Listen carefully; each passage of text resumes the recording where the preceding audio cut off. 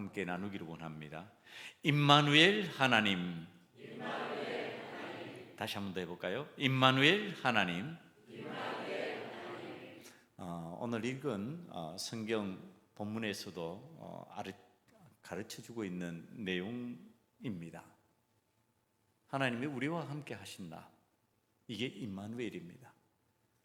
우리와 함께 하시는 하나님, 이 임마누엘 하나님, 여러분 언제 가장 강하게 필요를 느끼십니까?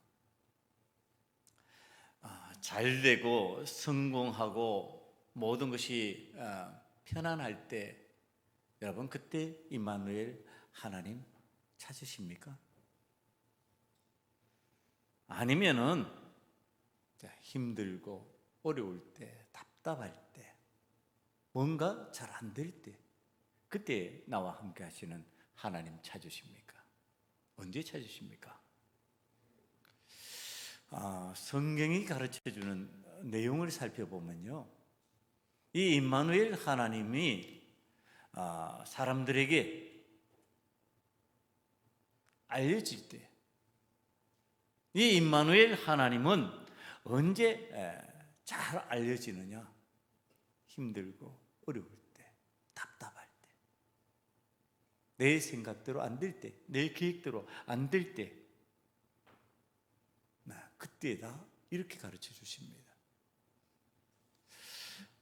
오늘 이 성경에 등장하는 요셉의 이야기를 우리가 알기 이전에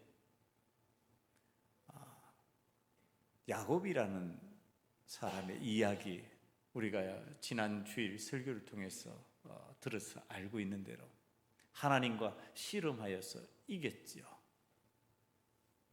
하나님과 씨름하여서 이긴 이 야곱이 언제 임마누엘 하나님을 체험하고 있을까? 언제 임마누엘 하나님을 만나고 있을까?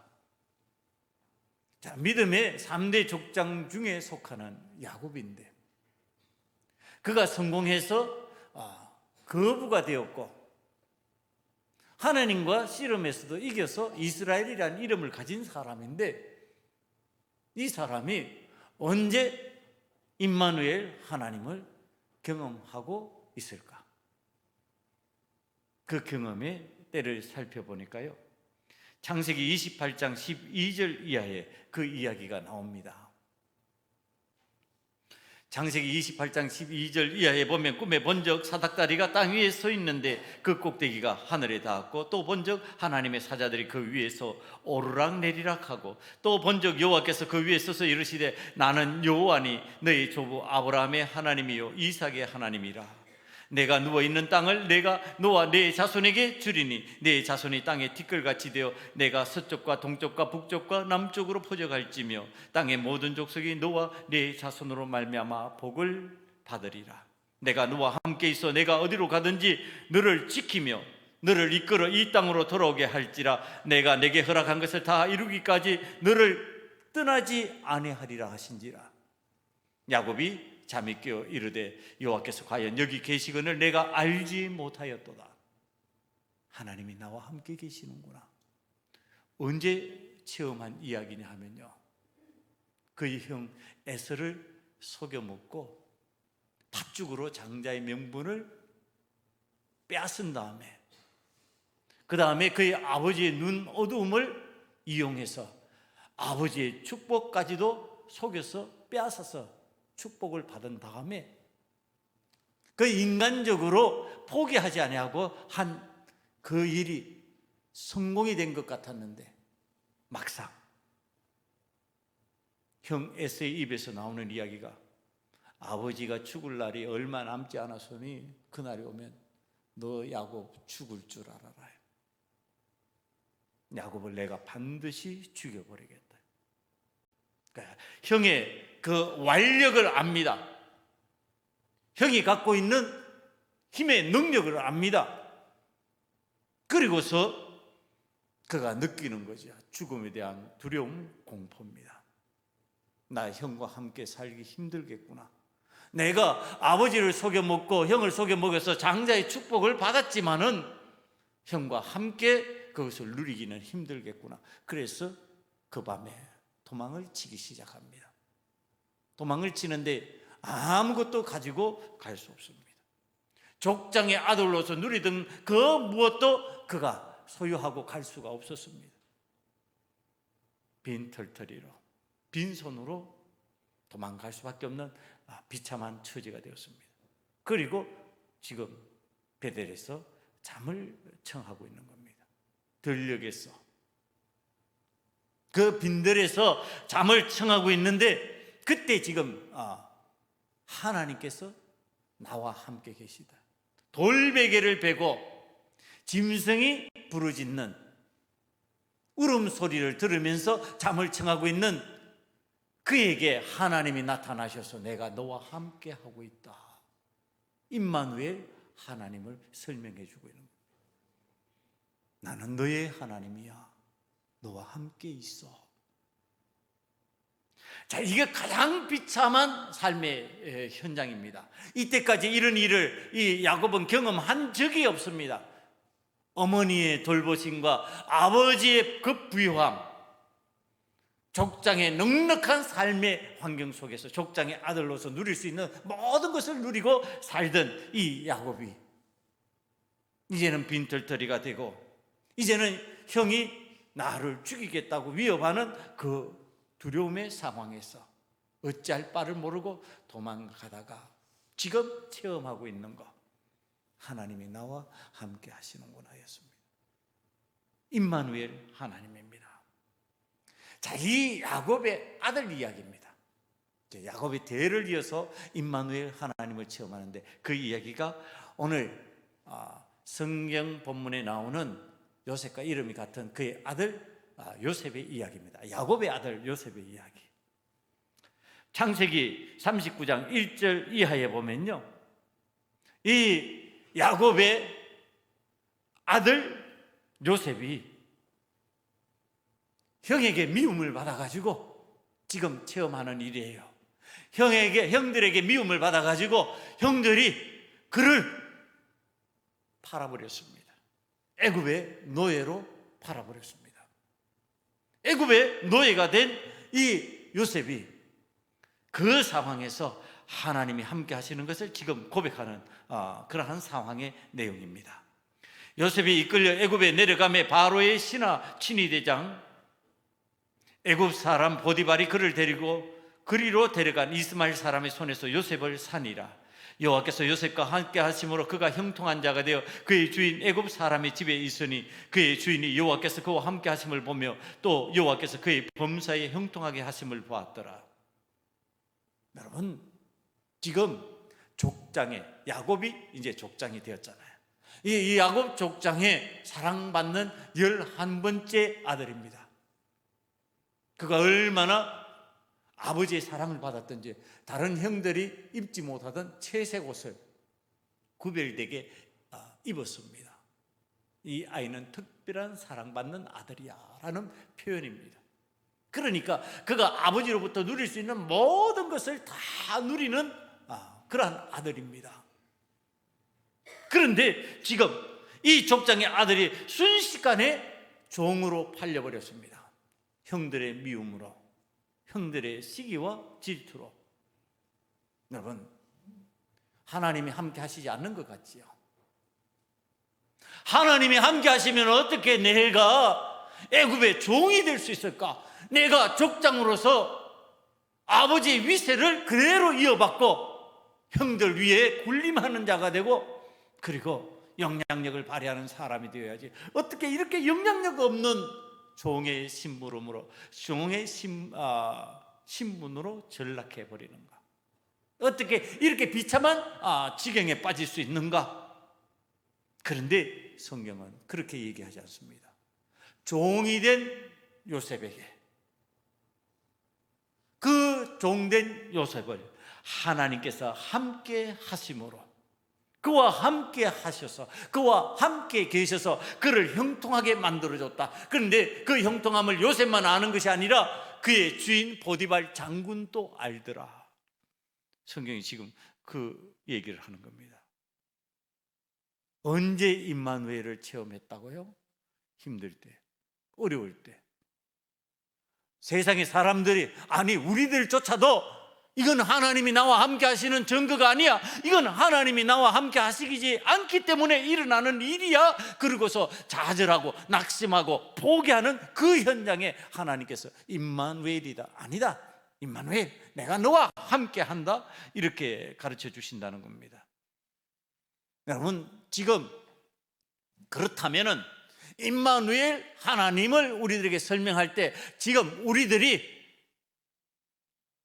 내가 힘들다, 어렵다, 안 된다, 불가능하다, 포기하자, 자, 이런 쪽으로 우리의 생각이 정리되는 때, 아니 나는 꽤 성공한 것 같은데, 내 스스로가 어떤 상황으로 들어갈 때, 그러한 자세, 모양으로 들어갈 때, 그때가 임마누엘 하나님을 경험하는 때다. 지금 성경이 그렇게 얘기를 해준다는 겁니다. 지금 요셉에게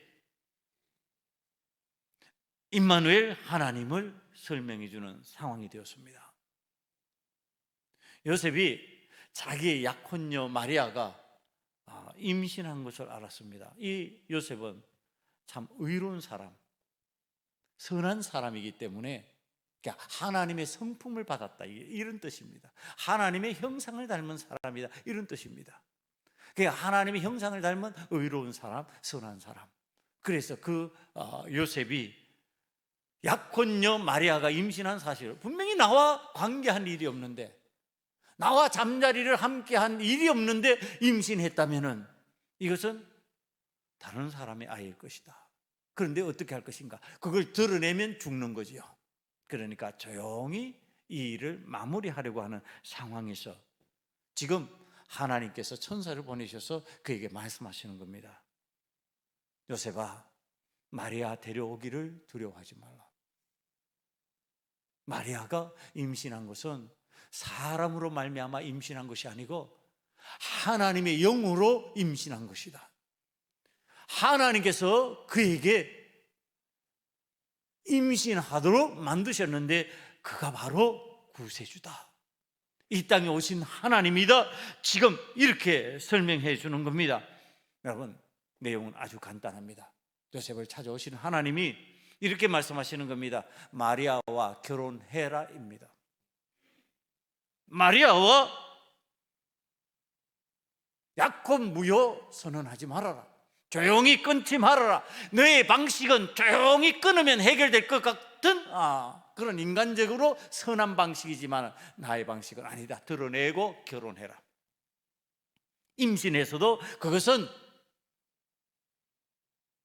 사람의 일이 아니다, 하나님의 일이다. 여러분, 하나님의 일을 받아들이는 마음은 복잡해질 수 있습니다. 하나님의 뜻을 받아들이는 마음은 복잡해질 수 있습니다. 혼란스러울 수 있습니다. 그러나 하나님의 뜻은 간단명료합니다.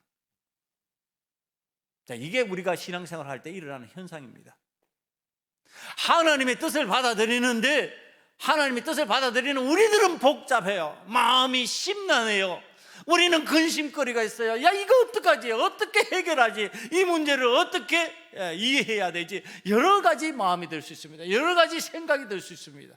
그런데 하나님의 말씀은 간단합니다. 결혼해라. 여러분, 오늘 우리들이 하나님 앞에서 문제 해결을 해나가는 방식이에요. 하나님의 은혜를 받는 방식입니다. 나는 복잡할 수 있어요. 나는 다양한 생각을 할 수 있습니다. 그러나 하나님의 뜻은 간단명료하니까 그것을 아멘하면 되는 줄 믿습니다.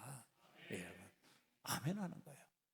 간단명료해요. 결혼해라, 예배해라, 섬겨라, 아주 간단한 단어들로 하나님은 말씀하십니다. 복잡한 단어가 아닙니다. 누구나 마음만 먹으면 따를 수 있는 내용입니다. 너는 마리아와 결혼해야 된다. 왜? 그것은 유치한 일이 아니고, 그것은 더러운 일이 아니고, 그것은 불행한 일이 아니고, 그것은 이 땅에 임마누엘 하나님이 우리와 함께 하시는 증거이다. 하나님이 우리와 함께 하신다. 사람이 보기에는 이건 정상적으로 이해할 수 없는 일이다 하지만은 하나님께서 보시기에는 극히 정상적인 일이다. 사람들이 볼 때는 이것은 도저히 용납할 수 없는 일이라 하지만 하나님께서 개입하신 일이다. 이거는 인간의 개입이 아니다.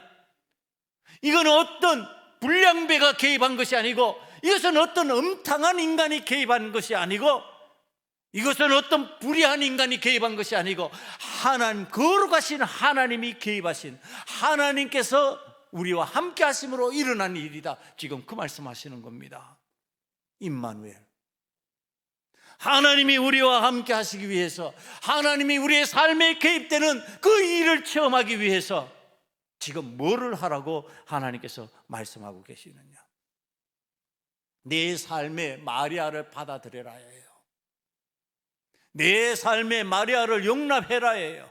마리아에게는 내 몸을 내어놓아라 해요. 너의 몸을 내어놓아라. 너의 그 순결한 몸을 내어놓아라. 너의 그 아름다운 몸을 내어놓아라. 내가 그거 써야 되겠다. 요셉아, 너는 너의 삶을 내어놓아라. 그래서 마리아를 받아들여 줘야 된다. 지금 그거 써야 되겠다. 여러분, 헌신입니다. 임마누엘 하나님을 체험하기 위해서 우리가 해야 될 일, 내가 갖고 있는 고귀한 것, 내가 갖고 있는 순결한 것, 내가 귀하다고 생각하는 것, 그거 하나님 앞에 드리면서, 그러면서 내가 그 일로 인하여서 수치를 당하는 겁니다. 그 고귀한 것을 하나님 앞에 내어놓으면 수치를 당하는 거예요. 여러분, 그 일이 실제로 예수님 앞에서 일어난 사건이 있어요. 그게 바로 그 유명한 마리아 사건입니다. 향유를 예수님에게 부어요. 귀중한 것을 붓는 거예요. 귀중한 것을 예수님께 부어요. 그런데 옆에서는 욕하는 거예요. 저 비싼 것을, 저 귀한 것을 팔아서 가난한 자들에게 주면 되지. 왜 예수님 몸에 부어? 아니, 예수님은 그렇게 말씀하셨어요. 이는 나의 장사를 영적으로, 영으로 알고 준비하는 귀한 성기입니다. 헌신이다. 낭비가 아니다. 여러분, 오늘 우리들이 하나님을 향해서 하는 것들은 낭비가 아니에요. 우리가 하나님 앞에 하는 것들은 낭비가 아니라 헌신이에요. 여러분들이 하나님 앞에서 드리고 있는 그것이 낭비가 아니라 헌신이고, 그 헌신으로 말미암아 하나님께서 우리에게 함께 하신다고 하는 증거를 보여주시는 거예요. 하나님이 함께 하시지 아니하면 우리가 하지 않는 일이에요. 하나님이 함께 하시지 않으면 할 필요가 없는 일들이에요. 그런데 하나님이 함께 하시기 때문에 그 일을 하고 있는 거예요. 나의 순결한 몸을 하나님 앞에 드리고, 내 삶에 받아들일 수 없는 여인의 삶을 받아들이고 다 용납하는 거예요. 여러분, 이와 같이 하나님 앞에서 나를 드리는 그 모습이 바로 세상에서는 잘 용납하지 않고 비웃고 조롱하는 것들이에요. 저 손해보는 거 왜 하냐? 저거 뭐 하려고 하냐? 저거 한들 무슨 유익이 있겠냐? 이렇게 따지는 일들입니다. 그것으로 인해서 너의 인생이 얼마나 망가지는 줄 아느냐? 그렇게 함으로 인해서 네가 얼마나 손해를 보는 줄 아느냐? 그런데 거기에서 기적이 만들어지는 겁니다. 처녀가 아이를 임신하고, 처녀가 아이를 낳고, 그로 말미암아 이 땅에 하나님이 우리에게 오셨다라고 하는 증거가 나타나고, 그 예수로 말미암아 구세주 예수님이 우리의 삶에 오시니까 구원의 역사가 나타나고 영생의 삶이 우리들에게 주어지는 기적이 임한다고 하는 사실. 사랑하는 성도 여러분, 저와 여러분은 하나님 앞에서 이렇게 헌신하는 은혜를 누리는 자가 되기를 간절히 축원합니다. 그 다음에 보니까요, 자, 이 요셉이 임마누엘 하나님을 체험하기 위해서 하는 일이 있었어요. 그게 25절에 나타납니다. 자, 25절을 한번 보면은요, 아들을 낳기까지 동침하지 아니하더니 나음의 이름을 예수라 하니라. 여러분, 이 부분은 우리가 몇 번 다룬 내용이에요. 예수님을 낳기까지, 이 마리아가 임신한 아이를 낳기까지 요셉은 결코 잠자리를 함께 하지 않습니다. 그러니까 마리아의 그 모습 그대로를 지금 지켜주는 자가 되는 겁니다. 아무도 그와 함께 하지 못하도, 결혼해서 데려왔으니까 이제 그 누구도 그와 함께 더불어 범접할 수가 없는 상황입니다. 오직 할 수 있다면은 이 요셉만이 할 수 있는데, 요셉이 범접하지 않으니까, 가까이 하지 않으니까 마리아는 그 삶의 영역에서 보호가 되는 겁니다. 지켜지는 겁니다. 여러분, 자, 이 일을 철저하게 절제하고, 이 일을 철저하게 자신의 욕구와 욕망을 꺾고 있는 젊은 청년 요셉을 보게 됩니다. 임마누엘 하나님은 앞에서 우리들이 철저하게 해야 될 게 뭐냐 하면은 절제하고 욕구와 욕망을 꺾을 줄 아는 삶입니다. 내가 하고 싶은 것 하고서, 내가 필요한 것 하고서 임마누엘 하나님을 경험하기 힘들다는 얘기를 하는 겁니다. 내가 하고 싶은 것을 절제해야 됩니다. 내 욕구와 욕망을 꺾을 줄 알아야 됩니다. 그리고 하나님께서 원하신다면 나는 참겠습니다. 나는 견뎌내겠습니다. 여러분, 이것이 바로 그리스도인들이 임마누엘 하나님을 경험하는 방법입니다. 임마누엘 하나님을 경험하면 여러분들의 삶에 절제하고 욕구와 욕망을 꺾을 수 있는 믿음의 담담이 생길 줄 믿습니다. 여러분, 이로 인하여서 임마누엘 하나님, 우리와 함께 하시는 하나님을 내가 경험하는 겁니다.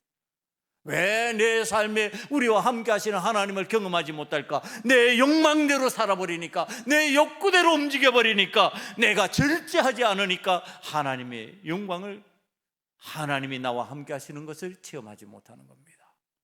사랑하는 성도 여러분, 오늘 요셉이 자신의 삶 속으로 마리아를 받아들이고, 마리아가 자기의 몸에 하나님께서 임재하시는 것을 그대로 몸을 들여서 헌신한 것처럼 우리들이 헌신하고, 요셉이 마리아를 향해서 절제하고 욕구를 꺾을 줄 알았던 것처럼, 욕망을 꺾을 줄 알았던 것처럼 하나님 앞에서 우리들의 욕망을 꺾고 욕구를 꺾어 나갈 때 하나님께서 오늘 우리들에게 임마누엘 하시는 역사를 체험하는 교회, 임마누엘 역사를 체험하는 가정, 임마누엘 역사를 체험하는 하나님의 자녀들이 다 될 줄 믿습니다. 기도하시겠습니다. 임마누엘 하나님을 고백합니다. 이제는 우리 하나님이 나와 함께 하시는 그 은혜로 말미암아 우리는 절제할 것입니다. 이제는 욕구와 욕망을 꺾어버릴 것입니다. 이제는 하나님의 뜻대로 헌신할 것입니다. 하나님의 교회에 헌신의 은혜가 넘치게 만들어주시고, 절제하는 은혜가 넘치게 만들어주시고, 욕구와 욕망을 꺾는 믿음의 담담이 생기게 만들어 주시옵소서. 예수님 이름으로 감사하며 기도드리옵나이다. 아멘. 이 시간에 찬송